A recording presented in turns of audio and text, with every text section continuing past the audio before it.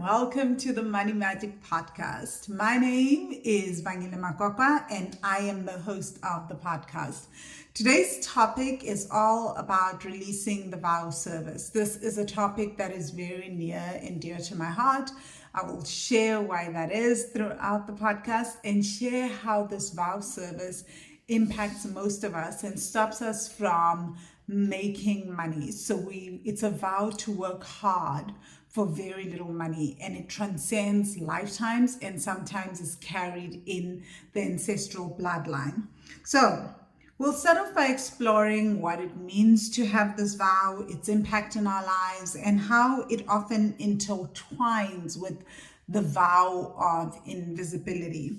But most importantly, we'll also discuss how we can actually start to release the vow of service and start to step into our own power so that we can start charging fairly for our products and services. Sorry, I almost said charging your worth, and I'll talk about why I do not like that phrase and why it's actually not accurate, but I'll do that shortly. So to start off with, I actually got my laptop, which I love so much because it also folds, as you guys can see if you're watching the video, and turns into an iPod, into a little, I don't want to say iPad, but a tablet. I used to have an iPad. So yeah, and I'm not big on Apple. So yeah, not my thing anymore. I had to write down some of the definitions and some notes for myself, so just bear with me.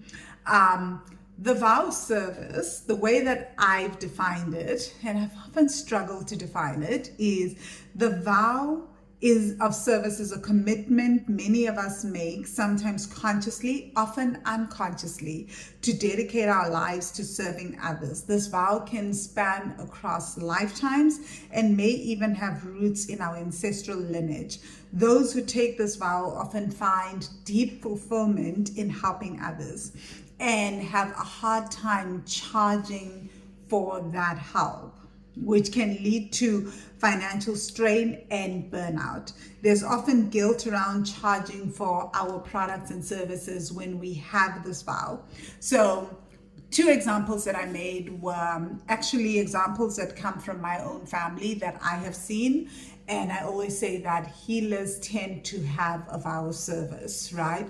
As I saw members of my family that were nurses who would just work tirelessly and just give to their patients and work nonstop. And even if they had side hustles, they would find ways to help others continuously, even if it was to their own detriment. That is the vow service. And they just love what they do, right? So it sometimes feels very weird for them to charge for their products and services. Another vow service that I have seen, I see this often with family members, and even one of my favorite aunts, she's a teacher, and how teachers just keep giving tirelessly, right? Some people would tutor and charge high-end tutoring services for some things that I have seen a lot of teachers in our community just give and give without charging extra for their services, because again, they just dedicated to the field.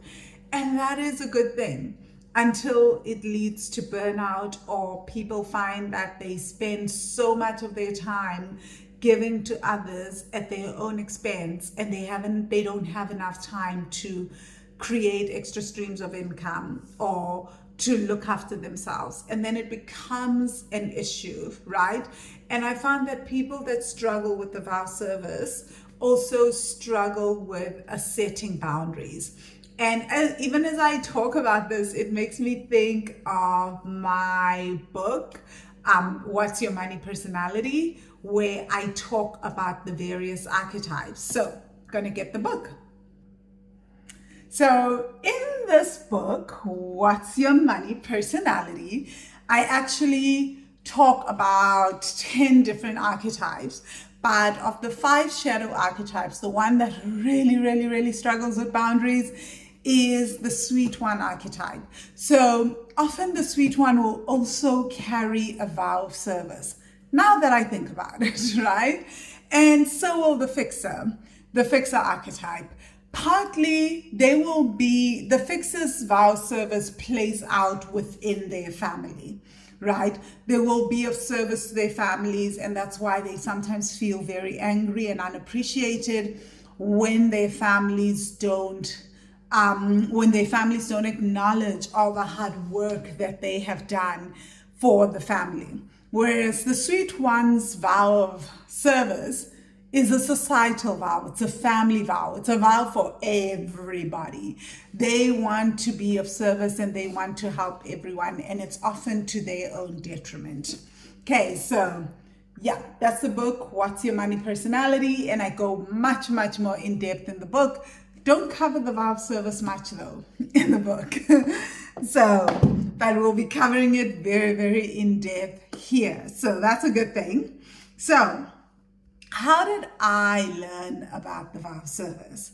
So for me, even though my primary archetype isn't the sweet one or the fixer, I struggled with a deep, deep vow of service. Again, you can struggle with the vow of service not just through the archetype of the fixer or the sweet one.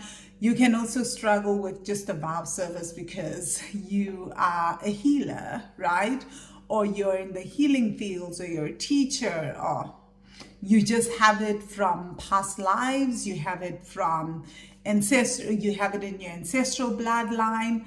You could have made a vow in this lifetime to be of service and to have a vow of service. So let me backtrack and explain how this particular understanding of the vow of service came to me.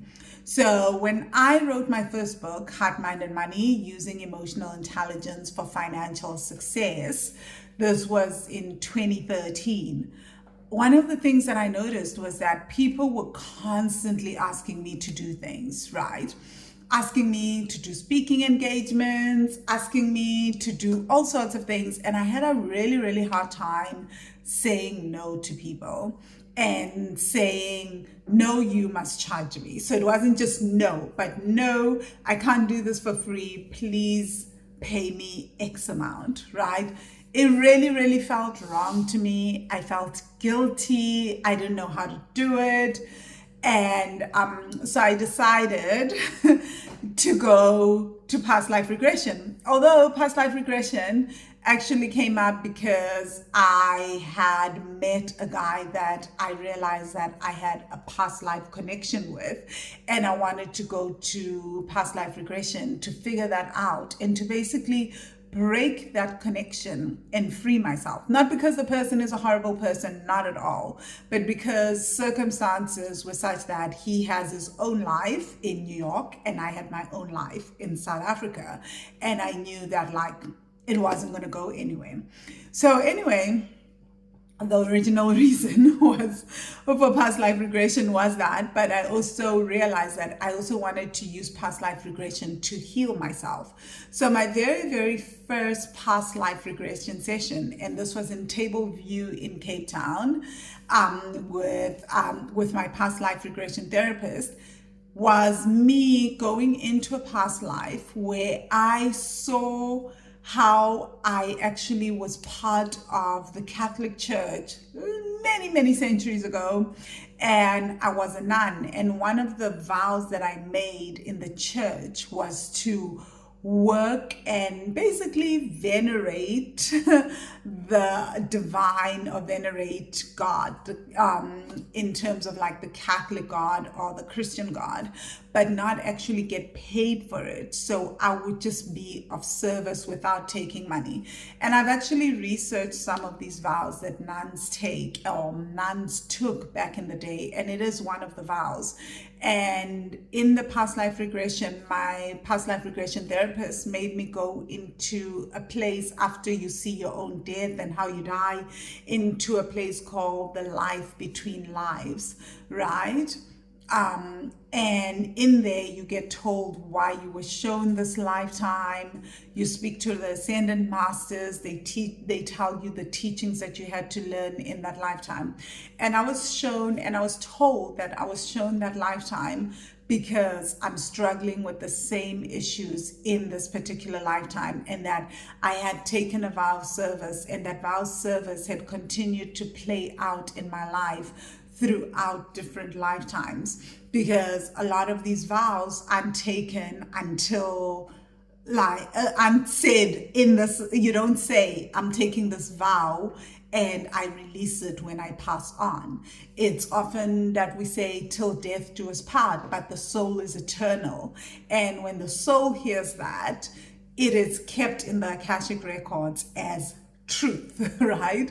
Till death, right? And if the death of a soul is, and since there's no really final or finite death, unless a soul comes to the point where it chooses, or I don't know if chooses is the right word, but incarnates to the point where it has gained enough wisdom not to want to come back, you will continue to carry on those vows. So I was like, whoa, this is so crazy. So then my therapist helped me release this vow, right? And then something really crazy happened. Didn't think much of it, right? I'm like, oh, okay, great. I'd already paid for all these sessions for past life regression therapy. I used to do it on Fridays, and I'd taken a 3-month package. So I would do it weekly every Friday. So I was like, okay, I've got 11 more sessions to go. We'll see. I'm not thinking very, very deeply about this. Like literally, I remember getting into my car, driving maybe a block out of her parking lot, and then I receive a call from a nonprofit, and they just say to me, please can you come and speak for us, come speak at our gathering. And my first thing was like, yeah, I'd love to speak there, and because you're a nonprofit, I'm going to offer you a discount, and here's how much you can pay. And they just go, oh, okay, sure. Just send us an invoice and send us an email. Please understand that this was my first ever paid speaking gig. Literally a few minutes after the session, I was mind blown. So obviously when I got home, I started to do as much meditations as I could, literally regressing myself back to that space and calling on my guides and asking, please give me all the information you can about the vow service and help me figure out how I release this vow at a deeper level. And where am I still holding on to this vow? And it's really, really such an incredible practice that I have seen, not just with myself, but also with clients once we start releasing vows. And the first thing that you need to understand about vows is that a vow isn't something that I can just go like, oh, I release it, because it also sits in the body and it also sits in the Akashic plane. So we start to release it in the Akashic plane, and we also release wherever we have stored it in the body so that it can start to just release energetically and physically. And sometimes it can be physically taxing, but that is my experience with vows of service and how I came to do this work. And I started Googling vows of service, and nobody could tell me anything about it on Google, which is why I ended up having so many discussions in meditation with my guides to better understand this vow, right? So the truth is that some of us have this vow of service, and we're carrying it consciously and unconsciously in this life and across lifetimes. And sometimes it's just due to ancestral influences, right? Sometimes the vow of service is deeply tied to the vow of loyalty. We grow up in a family where we see people being of service, and through the love that we have for our families, we decide we just want to be like our family members, our mothers, our fathers, and then we take on a vow of loyalty. And in taking on that vow of loyalty, we literally also take on this vow of service and start to mirror it, right? So some people, it may look like they have a vow of service, but really what they're struggling with is a vow of loyalty. And as we go deeper and start to release the vow of loyalty, we also start to untangle the vow of service. But some of us have true vows of service, right? And they are even more compounded with the vow of loyalty. So How does the vow of service play out? So you can imagine if, for me, in past lives, like centuries ago, I joined the Catholic Church, became a nun, and I took on this vow to really be of service and not get paid because I truly believe in my mission as a servant of the Lord, so to speak. Then one of the things that I would have done is just continued to serve people, and it felt really, really awkward for me in this particular lifetime to ask for money. It almost felt wrong. And when people would want to pay me for my services, I would feel guilty. I would literally discount my services in my head. And whenever I had money and would get paid, I would feel so, so deeply uncomfortable. And it didn't matter whatever business I launched, I could never, ever sell my products and services. People really, really struggle to pay me, or I struggle to receive money from people. I think that's actually a better way to phrase it. It wasn't that necessarily that people were struggling to pay me, it's that I was struggling to receive money from people. Because sometimes I would be charging something very low, like $5 for things, right? I used to do tarot reading at one time. I would charge something like $5, $10, and I just couldn't receive. And recently I've been doing a lot of meditations on the vow of service, right? Because a lot of things happened in 2022 for me that really, really triggered this vow. And it took me a while to realize that, whoa, wait a minute, I'm dealing with a vow of service and a God wound, and that's a whole other story altogether. But I didn't want to go back to the vow of service because, again, vows are so challenging and so physically strenuous on the body. So recently I've been doing the vow service, and one of the things that there are 3 memories that have been coming up for me consistently that I've been working on, and really I'm just like, wow, this is so crazy. First memory is a memory of me in high school, and we'd been asked, I think it was in grade 10, to start businesses. Part of the things that we had to do was we had to choose a business. All the grade 10s had to choose a business, and they were allowed to sell for the semester and make money.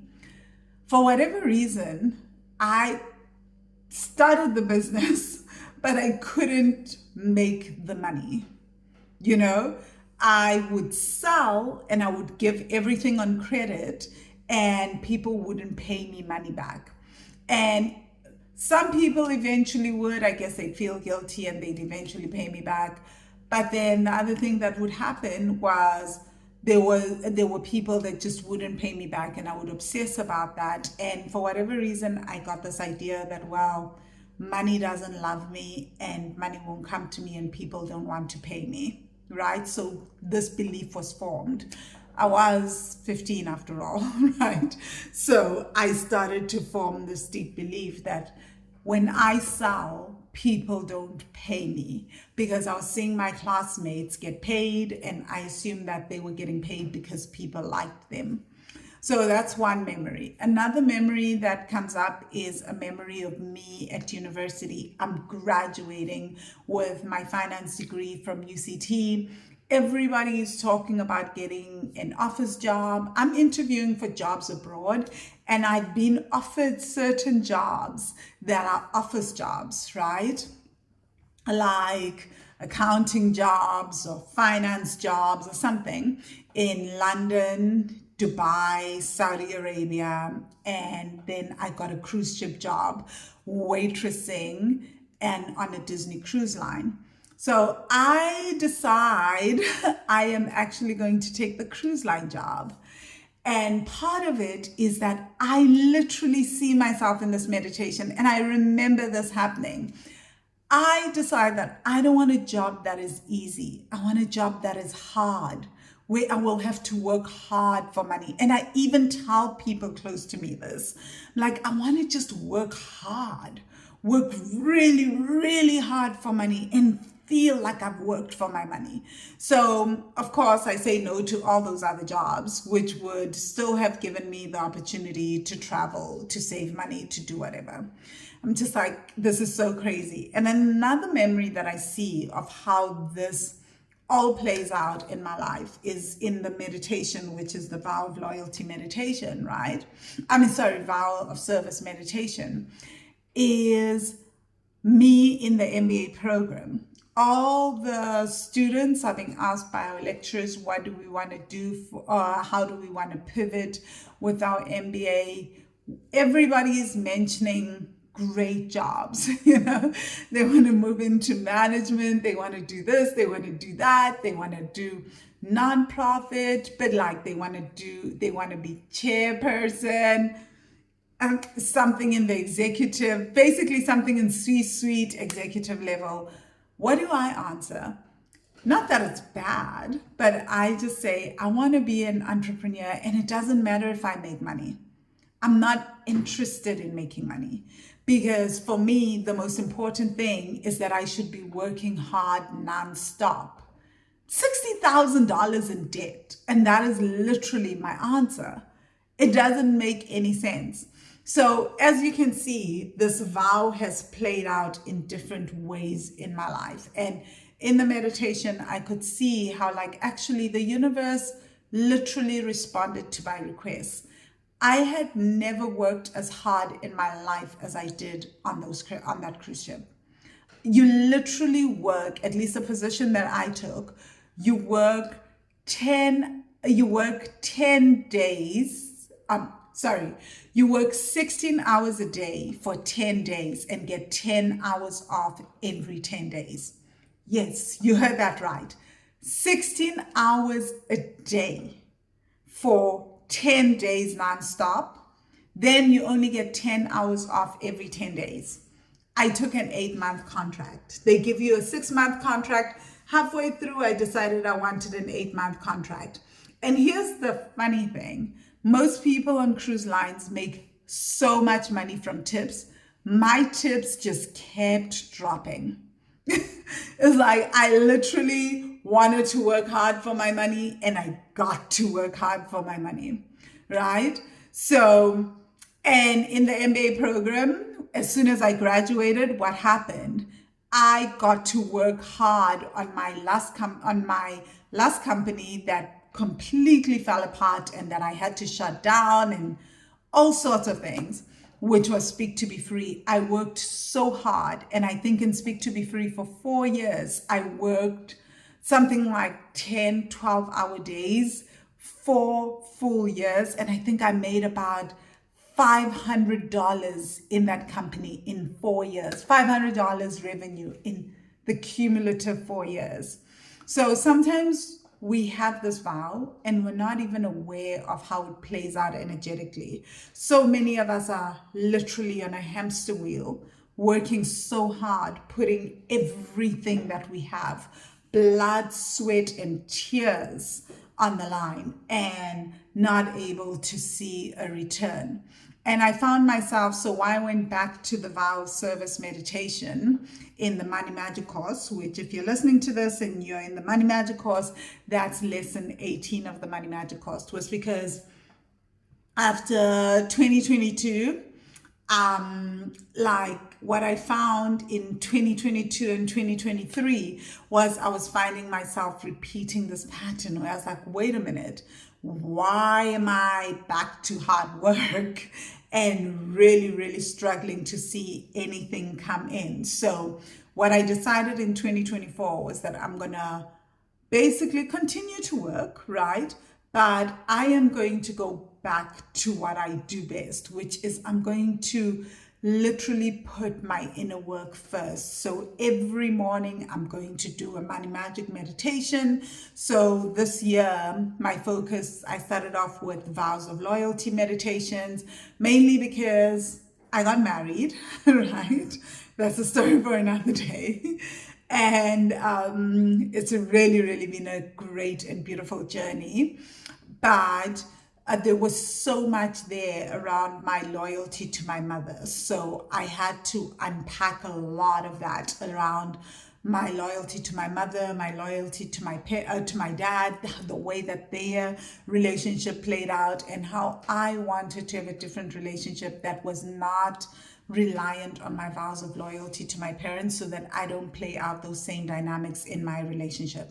So that was the first thing. And then the second thing was the God wound.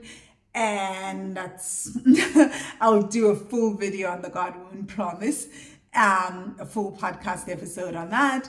And then it's been the vows of service. And the minute I started doing vows of service meditations, the shift was obvious. It was absolutely incredible. I was like, whoa, what just happened? Conversations with clients shifted. Things were just different again. And this for me is why I'm doing today's podcast, is just to say vows of service, it's a really, really important thing, and that there are certain traumatic events in our lives that will happen that will trigger these vows. And one way to also look at a vow of service is when we find ourselves stuck at a particular income set point, right? And our money starts doing weird things and we just can't seem to move beyond a particular set point. We may also be dealing with a vow of service, especially if we're dealing with this for years on end or months on end. We may also want to start looking at it energetically. Of course, there's always practical things. Not everything can just be solved with just energetics. If you follow this podcast, you know that I'm a big believer in holistic healing and a holistic approach to money, right? So the other thing that most of us, the other way that we know that we're dealing with the vow service, right, is just beyond our financial struggles, is just undervaluation, right?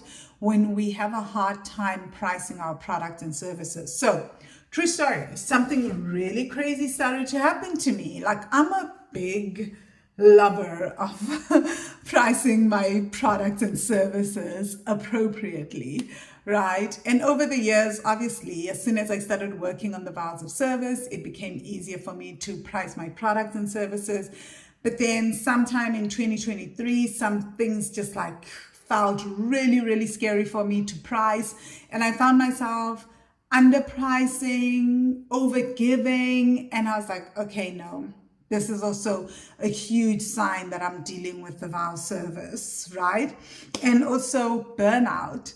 For most people, this is a real thing. A lot of entrepreneurs, what I've seen is because they underprice, they don't have enough money left over to pay for support, to pay for an assistant, to pay for a podcast editors, to pay for copywriters, to pay for website designers. So what they end up doing is they try to do it all on their own, and they become this one man or one woman team.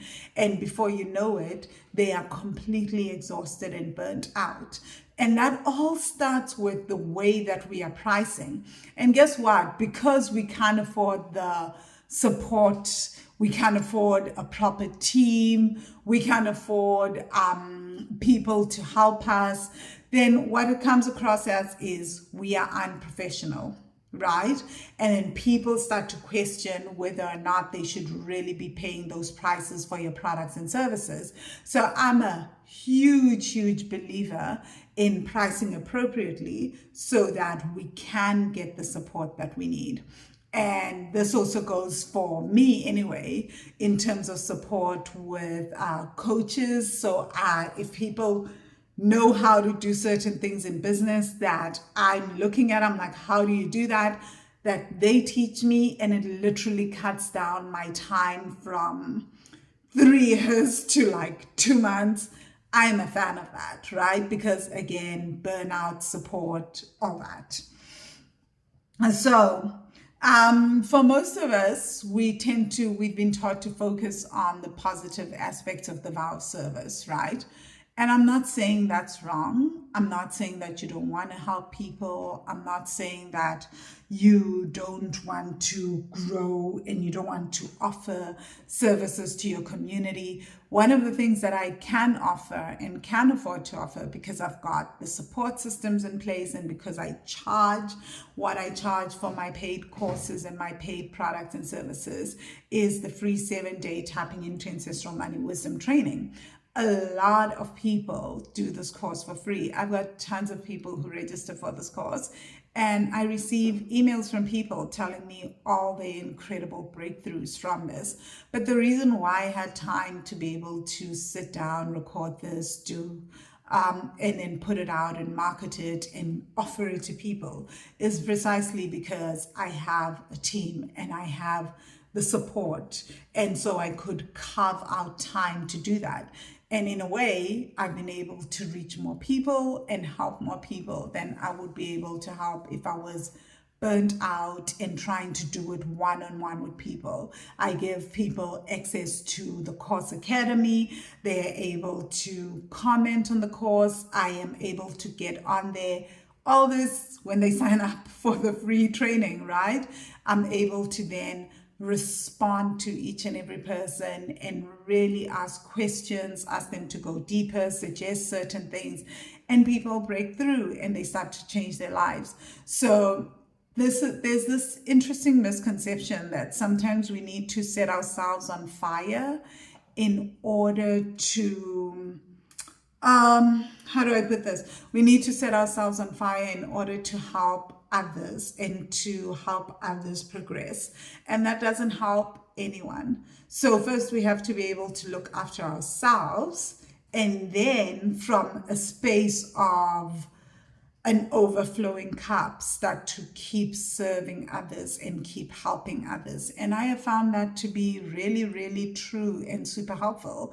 What I love about the 7-day tapping into ancestral money wisdom training is that people have access to that course regardless of how I'm feeling that day.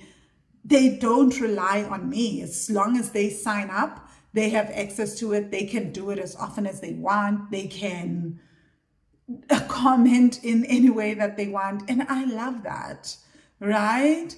And that for me is truly helping people in a way that they are independent of me. They don't need me in their lives to be able to get that help. They are getting the resources, they're getting my services, but they don't need me to feel a particular way. So I also don't have to feel overwhelmed about holding space for thousands of people in this course. So one of the other things that I've been able to see is how my vow of service is intertwined to my vow of invisibility, right? And again, I wrote a description for vow of invisibility so I can sound nice and smart. So I don't ramble too much with the description. So the description for the vow of invisibility is I wrote, the vow of invisibility manifests as a reluctance to be seen or acknowledged. And in this particular case, it's a reluctance to be seen or acknowledged for one's contributions, right? It's as if there's an invisible cloak that keeps us in the shadows, preventing us from stepping into the light and receiving the recognition and compensation that we deserve. This vow often leads to feelings of feeling unappreciated, feeling unseen, and can leave us very dejected, right?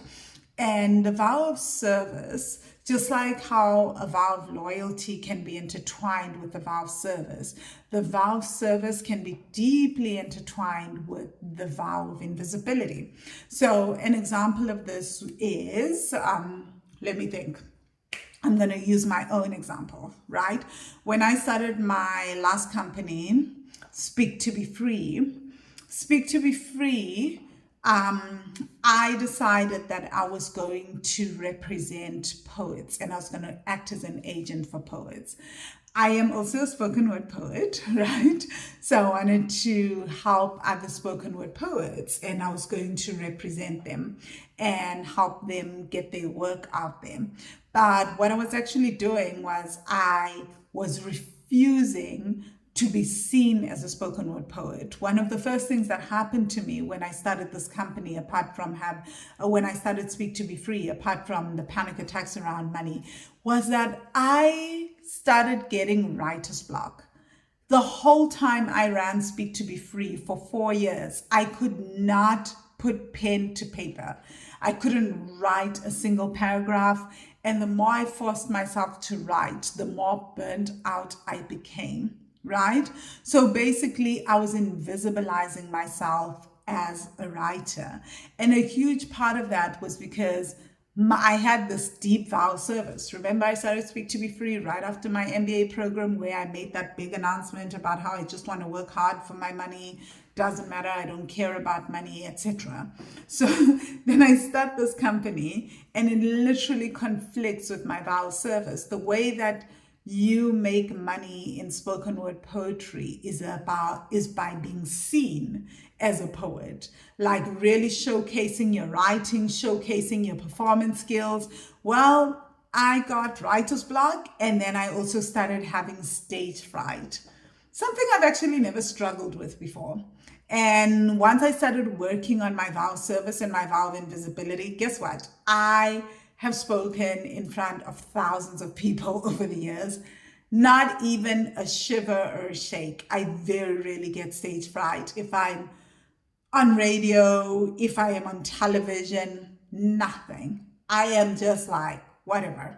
It no longer phases me, right? And that's how I've been since I was a kid. But in those 4 years when I ran Speak to Be Free, I suddenly developed this insane fear of being seen in terms of my writing, like my writing voice, of being seen on stage, literally. So, I mean, that is the most intense form of invisibility, right? As a spoken word poet and a writer. So I couldn't make money from writing. I couldn't make money from spoken word poetry.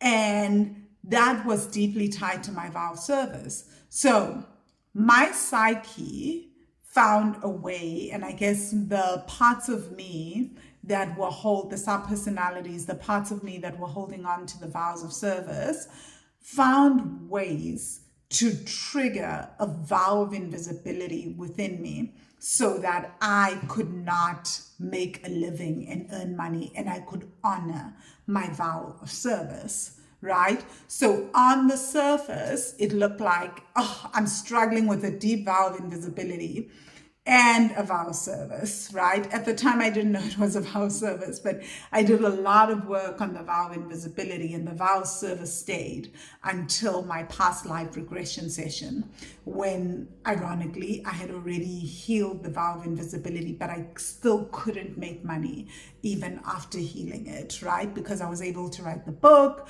Once I healed my vow of invisibility, I was able to write a book. And my first book, Heart, Mind, and Money, I've still never had a literary agent. I've never had to submit a manuscript to a publisher. Publishers have always found me and have always published me, which has been really, really amazing. But that, I believe, comes from me healing the vow of invisibility. But I truly also think that my vow of invisibility was always as a result of my vow service. So I hope that kind of explains how the vow of invisibility and the vow service can be intertwined, right? And how that can literally impact us in our professional lives and in our finances. So if you are someone that is in the arts or in the healing space, or you're an entrepreneur and you have a vow service, part of why maybe you find yourself feeling invisible could be that your vow service is triggering your vow of invisibility. And that vow of invisibility is actually making it hard for you to be seen, to authentically show up, to have people really, really see your heart, right? Because the first vow is causing you to, because everything within you, all your sub-personalities, are making sure that you honor this very, very first vow, which is the vow of service. It's very, very interesting. This is why I love this work so much, right? Okay, so my next point is how do we heal the vow of service and vow of invisibility? Thank you for asking. So I've already shared how you heal the vow of service by sharing what happened in my past life regression session, but I actually don't work like my past life regression therapist, right? So I've been talking about meditations that I've been doing, which is the vow of service meditations. I recorded my own vows of service meditations, which I recorded for the MoneyMagic course and for my for my clients who register for the MoneyMagic course. Again, if you're a MoneyMagic student, the vow of service is in lesson 18. The vow of invisibility is in lesson 19.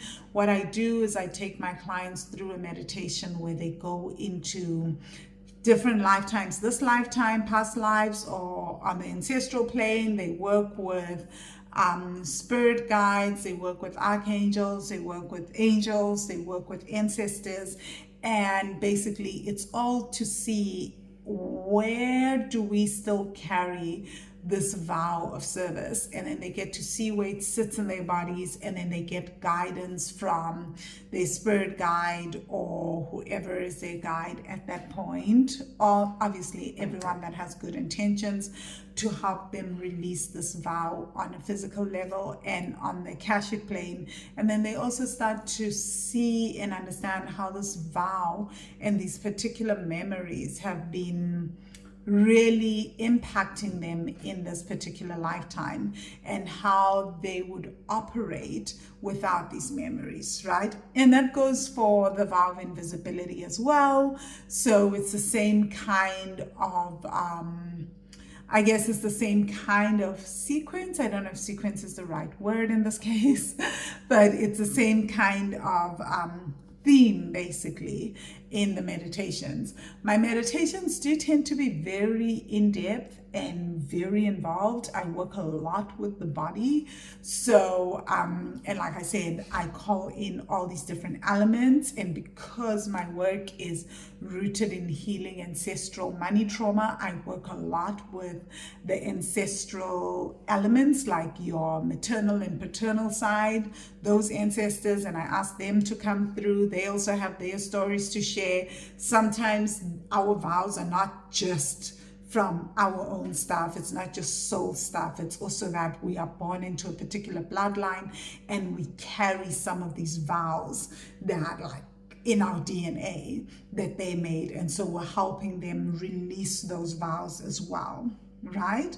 So one way that you can see that you're dealing with a vow of service is just, like I said, the struggle to charge for your products and services, charging a fair price for your products and services, right? So that is a big, big thing. So this is how you recognize this vow.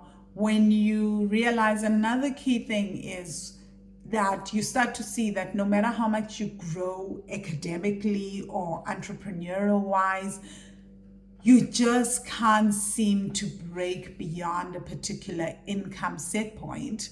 You just keep finding yourself at that particular income set point. Maybe you increase your prices, but you lose all your other clients so that you keep at the same revenue. Or maybe you decrease your prices and maybe you do get a bit more clients, or you just don't get clients at all. So you just start to notice that the vow service has to do with increase in income and a money block, right? Like money flowing in and receiving money, right? Or maybe you just find yourself taking care. Another thing is, we don't talk a lot about the vow of service when it comes to family, right? Where we find ourselves giving to family members, but we never ever feel like we are ever given in return by family and compensated. So then we're like, oh wow, okay, that could also be a vow of service. So Apart from the meditations in terms of releasing vows, I would like to say I actually don't know any other techniques on how to release vows, right? I guess I just prefer my own way that I've seen with the meditations because, like I said, it is very in depth and I'm working with the body, the mind, the spirit. So, and I'm also working with all the different spiritual realms. So that is just my favorite thing. But if other people have other ways, then great. I know some people may say Reiki, but the way that I release vows is that you as the participant are involved in releasing these vows. I'm a big believer that vows, it's not so easy for another person to release it for you, right? I know people say they do. I don't know. But for me, what I found, this is what works for me. Everyone is different, right? And so, yeah, so if you're listening to this and you're like, wow, this sounds exciting, I would love to go more in depth on this. I actually am doing one-on-one coaching again. I had 3 spots left for one-on-one coaching, but now I only have 1 spot left, right? So at the end of April 2024, I launched the Visibility Mastery one-on-one coaching program. So I currently have 1 spot left. If this sounds like it's something that you want to work on, we'll be working on vows of invisibility. But as I said, will automatically be touching on vows of service because vows of service and vows of invisibility do tend to go hand in hand, as well as vows of loyalty, right? So the way that I work is for this coaching, I've got 2 packages. I've got a 3-month package and I've got a 6-month package. The 3-month package is $5,000. The 6-month package is $10,000. So I meet with people every other week. So if you take this 3-month package or the 6-month package, whichever you want, you'll meet with me every other week. We meet for 2 hours via Zoom, and we'll be working on a particular goal that you have around your income and around visibility and how to allow yourself to be seen so you can price appropriately. And you'll also have access to me via WhatsApp on a daily basis, Monday to Friday. My weekends are off and I keep office hours from 9 a.m. to 5 p.m. Depending where you are in the world. So then we touch base and we talk about what it is that you're working on at this particular moment. I will also be giving you homework. So after our session, you'll receive a meditation. So one of the Money Magic meditations, there's over 120 meditations in the course, right? So I'll be picking one of the meditations that I believe would be invaluable to you and that you'll be working on in between the session. The meditations may change based on our WhatsApp conversations to say, oh, okay, I think this is what we're actually dealing with. Because again, it's trial and error. Like I said, sometimes you think you're dealing with a vow of invisibility, but it's really a vow of loyalty. And sometimes you think it's a vow of service, but it's really a vow to prove the unfairness of God. So you don't really always hit the nail on the head because every human being is unique. So we may all be struggling with income and pricing and increasing our income, but we all have different root causes for that, right? So my root cause for increasing my income may be completely different to someone else's root cause for increasing their income, right? And so what we want to do is not deal with the symptom, but to deal with the underlying cause, right? With the underlying cause. So what I absolutely love about coaching, right, and what I know my clients love about coaching with me is that you get that accountability buddy, right? That most of the time when you're doing my meditations in the Money Magic course or the bank account challenge, they can be very, very in-depth, right? And sometimes you just want to be able to talk with someone, unpack, and not just be left in your head, right? So that you can know, oh, this is what has happened. This is how I move forward. This is how it's impacting my finances in the moment, in this particular moment. And these are like the messages that I got from my spirit guides or from my ancestors. This is what I'm actually learning there, and this is how I can start to implement them, right? So a lot of it isn't about relying on me and my guidance. It's about learning to trust your guidance and learning to trust yourself even more. So I'm just holding that space for you to find your answers, to really access your wisdom at a deeper level. So, wow, if this sounds exciting and you're like, wow, I want to be part of this, then definitely check out the coaching page at wealthy-money.com/coaching. Again, wealthy-money.com/coaching. Or you can just shoot me an email. So if you go to wealthy-money.com, click on the contact page and just shoot me an email. Let me know that you're interested. Otherwise, if you are on my mailing list, just click reply to any of my emails, right? And say, hey, I want that last spot. That will be also cool. We'll arrange a discovery call where we have a one-on-one discovery call. Part of the discovery call is to see if you like me as a coach, if you want me to hold space for you on your journey, and also for me to see if we gel, right? And is this the right thing for you? Should you maybe start with the bank account challenge? And would it be better for you to learn more about this work before you sign up? So it's basically we're both sussing each other out and just feeling each other's energies and seeing if if it's a right fit. And if it is, you get sent a contract and we can get started easily. And oh, I forgot to mention, there are payment plans. So there is, with the 3-month coaching, there's a 3-month payment plan. With the 6-month coaching, there's a 6-month payment plan. I've forgotten because the clients that have come on now have decided not to take on payment plans. So that's up to every individual. So whatever works for you, right?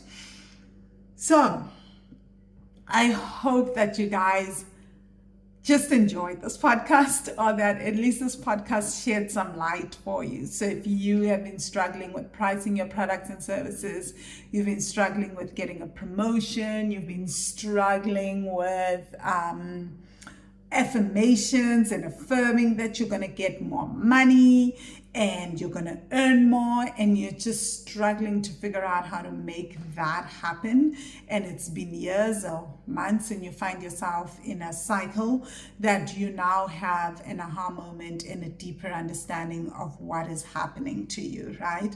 And that maybe you're also understanding how your fears of being seen and being vulnerable and being visible deeply tied to maybe not wanting to make more money or not feeling safe making more money, and you have a better understanding of that.